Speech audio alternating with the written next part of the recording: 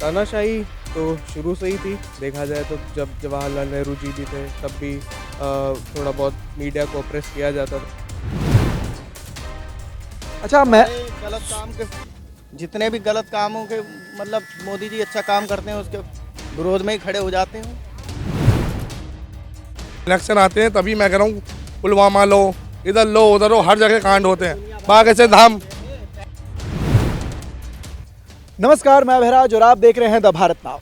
13 दिसंबर ये वही तारीख थी जिस दिन साल 2001 में वहां पर आपको बता दें कि कुछ आतंकवादियों ने घुसकर हमला किया था और उसे आतंकी हमलों में हमारे भारत देश के इतिहास के अंदर सबसे काला अध्याय माना गया था। पूरे इतिहास की उस किताब के अंदर सबसे काला अध्याय माना गया था। लेकिन उसी घटना को एक बार फिर से दोहराने की कोशिश की गई साल 2023 में 13 दिसंबर को, जब कुछ लोग देश के कुछ भटके हुए नौजवान संसद में न केवल घुसे बल्कि उन्होंने लोकसभा के शीतकालीन सत्र के दौरान कुछ ऐसा हंगामा कर दिया जिसने पूरे देश को दहला कर रख दिया। तो इसी को लेकर हम यहाँ पर हमारे देश की जनता से, आम जनता से जानने आए हैं कि उस घटना पर उनकी क्या राय है। जो मोदी सरकार कहती है कि हम सीमा पर अपनी सेना को बेहद मजबूत बनाने में लगे हुए हैं, वहीं उन्हीं की संसद के अंदर घुसकर इस तरह की घटना को उनके सामने अंजाम दे दिया जाए तो फिर ऐसे में मोदी सरकार क्या करेगी। आइए जानते हैं जनता से। भाई हम इतना जानते हैं कि भैया हम मोदी सरकार में सुरक्षित हैं। बाकी वहाँ पे घुस गई है तो भैया उसमें मोदी की गलती तो नहीं है, लेकिन वहाँ पे जो भैया जो यहाँ बात सिर्फ मोदी की नहीं है ना, वहाँ यहाँ बात हो रही है देश की सुरक्षा एजेंसियों की, तो उनका क्या कहना है?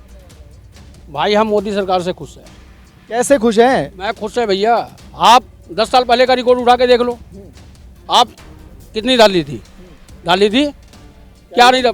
बम विस्फोट जगह जगह गलियों गलियों चौराहों में होता था। वो चीज़ है, वो चीज़ नहीं है ना। लेकिन भले ही बम विस्फोट ना हुआ हो, लेकिन कुछ लोग सुरक्षा एजेंसियों को ठेंगा दिखा के अंदर तो घुसे ना। अरे भाई साहब, सुरक्षा वहाँ तो थी ना, ठेंगा दिखा के ठीक है घुस गए भैया। अब घुसने के लिए भैया कब अगर वो बम फोड़ देते तो हैं? अब हर जगह नहीं, हर जगह मोदी तो खड़ा नहीं है ना। हर जगह मोदी तो खड़ा नहीं है, या मोदी तो भैया बोले कि मोदी तो चुक गया नहीं अपने तरफ से टाइट। सुरक्षा एजेंसियों की गलतियां मानते हो? हाँ, सुरक्षा एजेंसियों की गलतियां है, मोदी की गलती नहीं है। मोदी की क्या गलती? और मोदी का वो वादा क्या हुआ फिर? वादा कहा कि भाई हम एक भी हमला नहीं होने देंगे, हम एक किसी कोई परिंदा भी नहीं मार नहीं पाएगा सीमाओं पर। हमला बता दो आप, कहाँ पे विस्फोट हो रहा है? इसे हमला नहीं हमला तो उसी को कहते हैं। अच्छा एक सवाल, विस्फोट हुआ वहाँ से अच्छा आदमी मरा, विस्फोट तो वही, हमला तो उसी को कहते हैं। वो नौजवान क्यों गए थे पता है आपको? क्या किया उन्होंने अंदर जाके? उन नौजवानों ने क्या किया जो अंदर घुसे थे? क्या किया उन्होंने? क्या किया है? उन्होंने एक नारा लगाया, मोदी तेरी तानाशाही नहीं चलेगी। तानाशाही मानते हैं कि मोदी जी की है देश के अंदर। उन्होंने तानाशाही क्या किया है बता दो आप। पर उन नौजवानों ने कहा ना, वो नौजवान तो भैया कुछ भी कर सकते हैं। यहाँ 50 आदमी, आप किसी का मुंह रोक लोगे? किसका मुंह रोक लोगे बता दो आप। पर वो तो डंके की चोट पर जाकर बोला सांसदों के सामने। भैया वो बोला ना, बोल मैं क्या बोला? मुंह को, जुबान को तो कोई रोक नहीं सकता ना, जुबान को कोई नहीं रोक सकता। सिक्योरिटी पे बहुत बड़ा सवाल उठता है ये। और दूसरा मतलब कैसे वो आ पाए अंदर, कौन कौन इसमें शामिल था। फिर ऊपर से उनके मुद्दे भी अगर देखा जाए तो बेरोज़गारी हाँ बढ़ रही है, फॉरेन इन्वेस्टमेंट अभी देखा जाए तो प्रोजेक्ट्स कम आ रहे हैं, आईटी में बहुत इसका असर दिख रहा है हमें कि एक नारा जो उन युवाओं ने वहां पर लगाया संसद के अंदर कि तेरी तानाशाही नहीं चलेगी, मोदी तेरी तानाशाही नहीं चलेगी। क्या लगता है देश के अंदर तानाशाही है?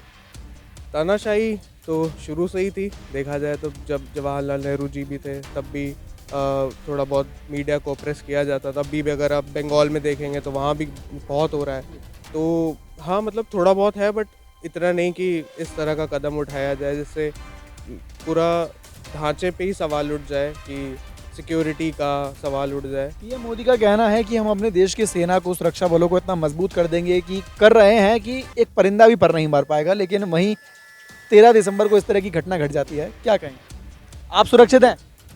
सुरक्षित महसूस कर रहे हैं? यूपी में तो बिल्कुल महसूस कर रहे हैं, योगी जी बढ़िया काम। यहाँ पर डबल प्रोटेक्शन हो गई, मोदी और योगी दोनों। हाँ, यूपी में तो बिल्कुल हम काफ़ी सेफ पहले से महसूस कर रहे हैं। बॉर्डर पे देखा जाए तो हाँ उन्होंने इंफ्रास्ट्रक्चर पे काफ़ी काम किया है, नई टेक्नोलॉजीज लाए हैं, बट ये पीएम देश के लोकतंत्र के मंदिर पर जो हमला हुआ उसको क्या कहेंगे? वो तो बिल्कुल सवाल खड़े करता है कि कैसे वो लोग अंदर आ पाए, वो भी ऐसी जगह पे जहाँ पे हमारे रिप्रेजेंटेटिव बैठते हैं।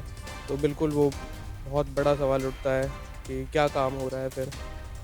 अब बात करते हैं कि जो तानाशाही एक शब्द जैसा कि आपने कहा कि पहले भी थी अभी भी है, लेकिन इस वक्त जो एक लोगों के अंदर एक जो नफरत भावना काफ़ी देखने को मिली, अभी भी कुछ लोग मिले तो उन्होंने कहा कि मोदी राज के अंदर काफ़ी ज़्यादा नफरत फैल रही है, तो उस नफरत के बारे में क्या कहें? नफरत तो मतलब आप ये कह सकते हैं, पहले जो फिर भी सेक्युलरिज्म पे काफ़ी लोग बात करते थे, अब पोलराइज बहुत ज़्यादा हो रहे हैं, या राइट विंग हो रहे हैं या लेफ्ट विंग हो रहे हैं, बीच के अब बहुत कम ही बचे हैं।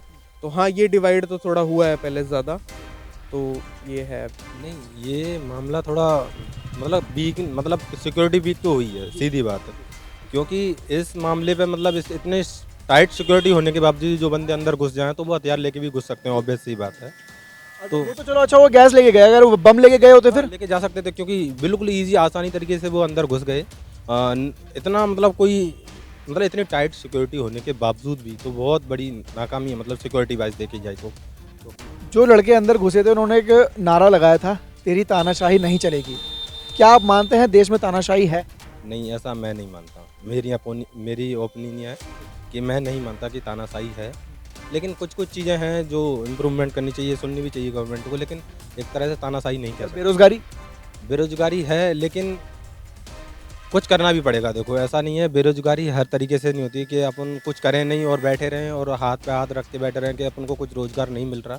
तो उसके लिए अपन को कुछ करना भी पड़ेगा। इससे बेरोजगारी तो ऐसे नहीं कह सकते कि पूरा सरकार पर डिपेंडेंट नहीं हो सकते। खुद से स्वयं कुछ मतलब अपन इंटरव्यूज़ दो, बाहर जाओ, करो, कुछ ना कुछ तो जरूर ऑब्वियस सी बात है मिलेगा ही। इस घटना के बाद क्या आप अपने आप को महसूस करते हैं क्या कि भाई अगर देश की संसद के अंदर, लोकतंत्र के मंदिर के अंदर अगर इस तरह के लोग अंदर घुस के इस तरह के हमले को, क्योंकि ये अगर कहा जाए तो ये हमारी सुरक्षा पर हमला था, तो इस तरह के हमले के बाद क्या आप खुद को अपने घर के अंदर महसूस करते हैं? नहीं, इसमें थोड़ा ऐसा नहीं हो सकता, क्योंकि बीजेपी कार्यकाल को आई थिंक 10 साल होने को है, लेकिन अभी मतलब कंट्रीज़ के अंदर इतने ज़्यादा दंगे वंगे कुछ हुए नहीं हैं। ये क्या बात कर रहे हैं?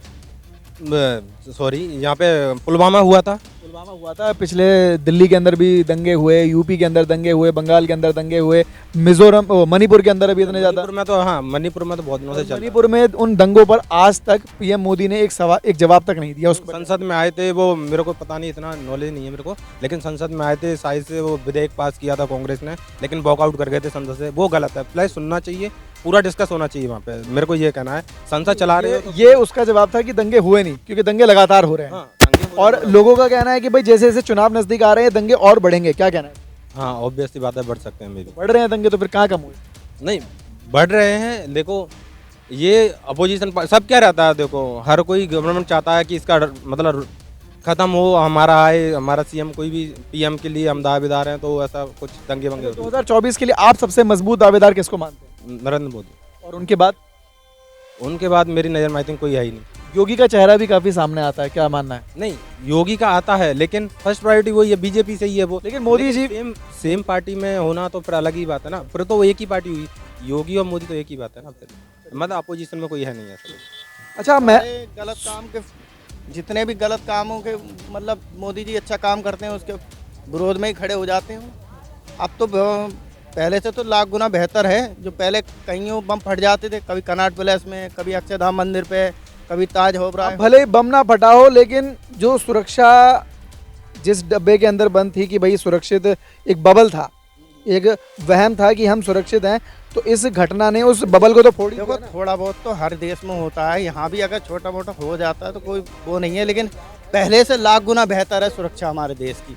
पहले आप बैग भी अगर रखा रहता था ना तो फिर भी हथियार लेकर घुसे थे, लेकिन अंदर नहीं घुस पाए थे, लेकिन इस बार तो बिना हथियारों के अंदर घुस गए। वो उनकी सरकार में तो अंदर लेके घुस तो गए थे, इसमें हथियार लेके तो सारा अटैक बाहर से किया गया था सर। हाँ, बाहर से हुआ था, लेकिन हुआ तो था। इस बार तो अंदर ही घुस गए। इनके सारे नेता जो कश्मीर के जो आतंकवादी अलगवादी थे उनके साथ में जाके मिलते थे। आज देख लो, हिंदुस्तान जब से नोटबंदी हमारे देश के अंदर हुई है तब से पाकिस्तान कंगला हो गया। जब तक इनकी सरकार थी, नोट दबादब नकली आते थे, 1000 के 500 के, ठीक है, नोटबंदी करी, वो कंगला हो गया। ये बन गए। जो युवा संसद के अंदर घुसे थे उनकी एक और शिकायत थी कि भाई देश के अंदर बेरोजगारी है। क्या आप मानते हैं बेरोजगारी नहीं है, बस ये है कि हरामखोरों के लिए बेरोजगारी है, हमारे लिए तो नहीं है। हम तो साले खाएंगे। ये कह रहे हैं कि नोटबंदी से कोई नुकसान नहीं हुआ। जब नोटबंदी करी तो 8 साल के अंदर 2000 का नोट कैसे बंद हो गया इतनी जल्दी, ये बताओ आप। यार, नोटबंदी इसलिए ये बड़ा नोट है ना, बड़ा नोट क्यों बंद होता है? देखो, 2000 का नोट 8 साल भी नहीं चला। अरे चलता क्यों नहीं चलता, लेकिन उसमें ऐसा है, बड़े नोट ज्यादा भी आई हुई थी। उसके अंदर जो चिप है। सुनो, मैं कहने को बहुत कुछ कह सकता हूँ, ये राजनीति है भाई, ये खून मांगती है, इलेक्शन आ रहे हैं, बस इतना ही कहना चाहता हूँ मैं। ये राजनीति है, इलेक्शन आ रहे हैं, ये खून मांगेगी। और हमेशा जब इसकी सरकार आई है, हमेशा खून ही मांगती है। इलेक्शन आते हैं तभी मैं कह रहा हूँ, पुलवामा लो, इधर लो, उधर लो, हर जगह कांड होते हैं। बाकी से धाम सुनो, देवेंद्र शास्त्री की बात कर रहा हूँ, वो कहते हैं कि पर्चा निकाल देता है। जब पर्चा निकाल देते इतनी ट्रेनें हादसा हुआ, तो पहले पर्चा निकाल देता हूँ, हादसा हुआ, क्यों नहीं निकाला वो पर्चा? मैं इतना कहना चाहता हूँ, बातें बहुत अंदर की हैं पर कहना नहीं चाहता। आप निकालो ना, क्या दिक्कत है? नहीं कह सकते भैया, सरकार इनो की 1 मिनट में जब्त हो जाएगा, बच्चे पालने अपने। ऐसे कैसे जब्त हो जाओगे? बच्चे पालने भाई इसका नाम जरूर खान साहब होगा, इसलिए ये ऐसी बातें करेंगे। हकीकत बात तो ये है, बोलने का हक तो, नाम से हम पहचान गए ना, तो बोलने का हक तो उनको तो आप बोलोगे जरूर। हाँ हाँ भैया, आपको सब कुछ अगर वो नंगा होके पैंट उतार के दे देगा ना, तब भी आप विरोध ही करोगे। कुछ नहीं तुमको होगा, कमाओगे तभी खाओगे। कोई भी नहीं देने का आपको खाने को। नहीं देगा। सुरक्षा को लेकर एक छोटा सा सवाल है, क्या आप अपने आप को सुरक्षित महसूस करते हैं? नहीं करते, बिल्कुल नहीं करते। क्यों? इसलिए क्योंकि इसकी सरकार में हद से ज़्यादा लेडीज़ें गायब हुई हैं। कहाँ गई हैं वो लेडीज़ें?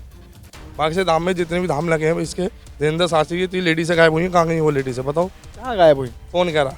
न्यूज़ देखते हो आप? तो पत्रकार हो। 6 से 7 लड़कियों के, पत्रकार हो फिर भी आप घटना बताओ ना, कहाँ से हुई? अरे भाई साहब तुम छोड़ो, मैं कहूँ बस। जो आप बता के जा रहे हो उसका जवाब तो देके जाओ। केरल के अंदर जो जाके ईरान में उसमें जाके आतंकवादी बनती हैं, वो कहाँ गई? उनके बारे में तो नहीं बोलेंगे, जो दुनिया भर की लड़कियां गायब होती हैं। तो ये थी जनता की राय। इस वक्त देश की सुरक्षा को लेकर कई लोगों के बीच में मतभेद भी नजर आए। तो कई लोगों का कहना है कि भाई सुरक्षा में चूक भले ही हुई हो, लेकिन मोदी सरकार तो ऐसे ही रहेगी। तो फिलहाल के लिए इस वीडियो में सिर्फ इतना ही। अपनी राय कमेंट कर जरूर बताएं और देखते रहें द भारत नाउ। धन्यवाद।